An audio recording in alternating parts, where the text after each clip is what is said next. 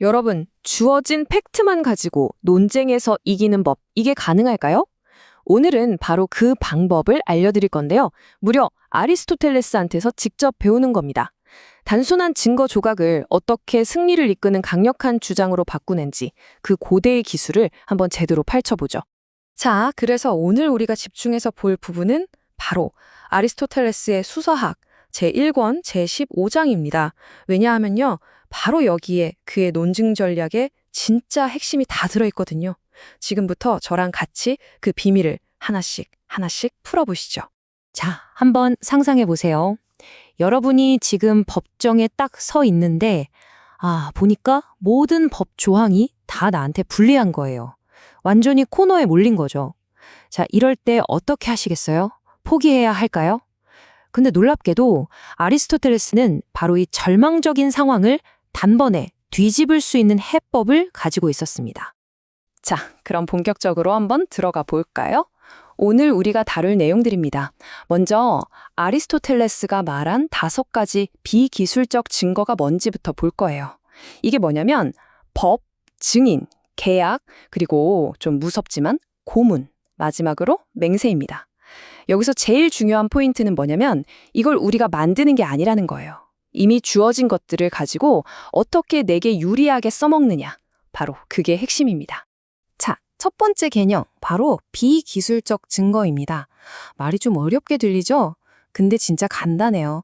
이건 우리가 머리 써서 막 만들어내는 그런 주장이 아니고요. 그냥 이미 존재하는 팩트, 그 자체를 말하는 겁니다. 예를 들면 법 조항, 계약서 같은 것들이요. 말하자면 요리하기 전에 있는 그냥 날것의 재료 같은 거죠. 네, 아리스토텔레스가 꼽은 게 바로 이 5가지입니다. 법, 증인, 계약, 고문, 그리고 맹세. 근데 여기서 진짜 기가 막힌 게 뭐냐면요. 아리스토텔레스가 이 5가지 하나하나에 대해서 완벽한 양면 전략을 준다는 거예요. 그러니까 이 증거가 나한테 유리할 땐 어떻게 써야 하는지, 반대로 불리할 땐 또 어떻게 뒤집어야 하는지를 다 알려준다는 거죠. 정말 대단하지 않나요? 자, 그럼 첫 번째 증거, 법부터 한번 시작해보죠. 아까 제가 말씀드렸던 그 상황 기억나시죠? 법조항을 아무리 들여다봐도 명백하게 나한테 불리할 때. 와, 이럴 땐 대체 어떻게 싸워야 할까요? 아리스토텔레스의 전략 진짜 영리합니다. 보세요. 만약 법이 나한테 불리하다? 그러면 이 종이에 쓰인 법보다 더 중요한 보편적인 정의, 더 높은 법이 있습니다. 라고 호소하라는 거예요. 근데 반대로 법이 나한테 유리하다. 그때는 배심원 여러분은 법을 따르겠다고 맹세하셨습니다. 법보다 똑똑한 척하는 건 혼란만 가져올 뿐입니다. 라고 강조하는 거죠. 결국 내 필요에 따라서 법을 절대 어길 수 없는 규칙으로 만들었다가 그냥 참고만 해야 하는 지침으로 만들었다가 자유자재로 바꾸는 거예요. 그리고 아리스토텔레스가 이걸 설명하면서 꺼내든 최고의 예시가 바로 이겁니다. 소포클레스의 비극 안티고네에 나오는 대사인데요. 다들 아시겠지만 안티고네는 왕의 명령을 어기잖아요. 하지만 그녀는 이렇게 주장합니다.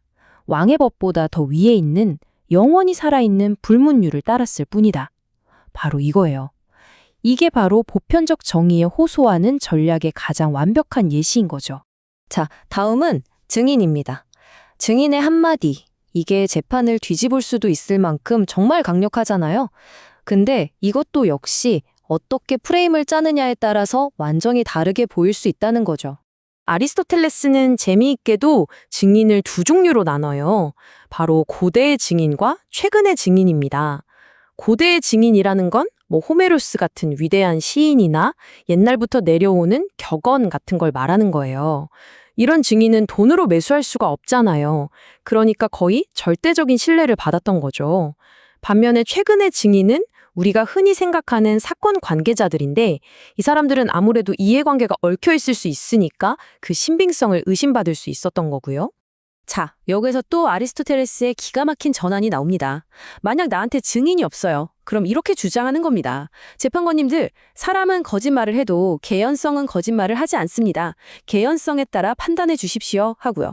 근데 만약 나한테 증인이 있다? 그럼 반대로 추측에 불과한 개연성으로 재판을 할 수는 없습니다. 여기 있는 증인의 증언이야말로 진정한 정의를 위한 것입니다. 라고 말하는 거죠. 정말 대단하죠. 자, 다음 주제는 계약입니다. 여러분, 서명이 들어간 계약서. 이게 논쟁의 끝일까요? 아니면 어쩌면 새로운 논쟁의 시작일 뿐일까요? 역시나 여기서도 똑같은 양면 전략이 등장합니다. 계약서가 나한테 유리하다? 그러면 이것은 개인 간의 법입니다. 우리 사회를 지탱하는 신성한 약속입니다. 라고 그 권위를 한껏 높이는 거죠. 그런데 만약 계약서가 나한테 불리하다? 그때는 이건 그저 종의 쪼가리에 불과합니다. 판사님께서는 이 문서 뒤에 숨어있는 사기나 강압을 꿰뚫어 보셔야 합니다. 라고 주장하는 거예요. 완전히 태세전환이죠. 자, 이제 마지막 두 가지 증거로 넘어가 보겠습니다. 바로 고문과 맹세인데요. 이건 고대 법정에서 사용된 가장 극단적이고 또 가장 강력한 그야말로 모든 판을 뒤집을 수 있는 그런 증거들이었습니다. 고문을 통해서 얻은 증거. 이것에 대해서도 아리스토텔레스는 정말 놀랍도록 냉철한 상반된 주장을 제시합니다.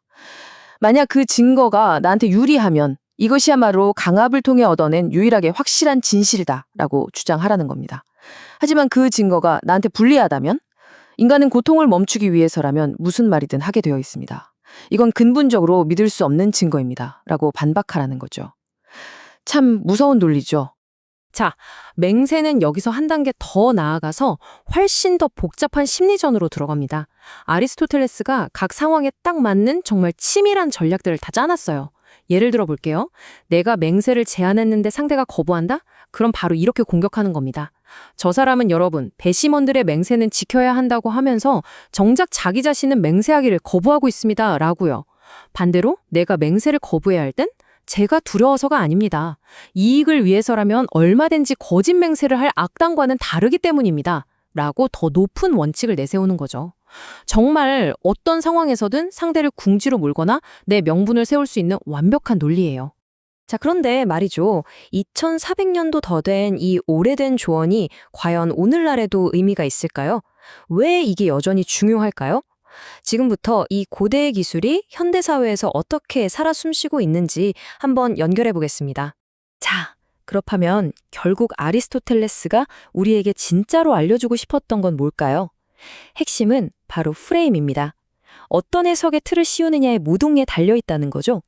똑같은 법을 두고도 문자 그대로의 법이냐, 법의 정신이냐, 증언을 두고도 목격자의 팩트냐, 논리적인 개연성이냐, 계약서를 두고도 신성한 약속이냐, 결함투성이 문서냐, 얼마든지 다르게 보이게 만들 수 있다는 겁니다. 핵심은 이거예요. 어떤 사실도 스스로 말해주지 않는다는 것. 우리가 반드시 해석의 틀을 제공해야 한다는 것. 바로 그겁니다. 자, 마지막으로 이 질문을 한번 던져보고 싶습니다. 오늘날 법정에서부터 시작해서 우리가 매일매일 보는 뉴스 기사, 심지어 SNS의 논쟁에 이르기까지 이 사실이라는 걸 가지고 우리를 설득하는 기술이 과연 2400년 전과 비교해서 얼마나 달라졌을까요? 아마 이 질문을 곰곰이 생각해 보시면 아리스토텔레스의 전략이 지금도 우리 삶 아주 깊숙한 곳에서 얼마나 강력하게 작동하고 있는지 소름 돋게 깨닫게 되실 겁니다.